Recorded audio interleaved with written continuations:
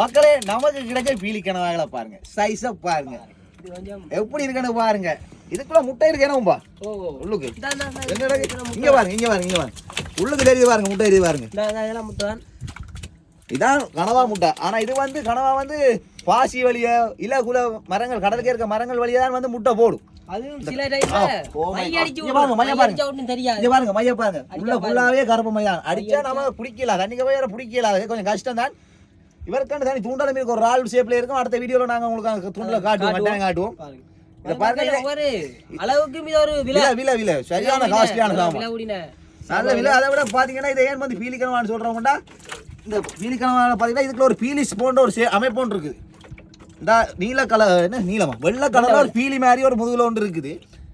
வீட்டு பீலி மாதிரி தான் கிட்டத்தட்ட அதே மாதிரி தான் இருக்கும். அதனால தான் இது வந்து பீலி கனவா. இந்த கனவாட பல்ல காட்ட போறவங்களுக்கு பாருங்க, இங்க பாருங்க, இந்த பல்ல எடுத்து காட்டுவோம். எடுப்பானது இங்க பாரு, இதை பாருங்க, இந்த கிளிதான் இது. எடுத்தா சில சொல்லுவாங்க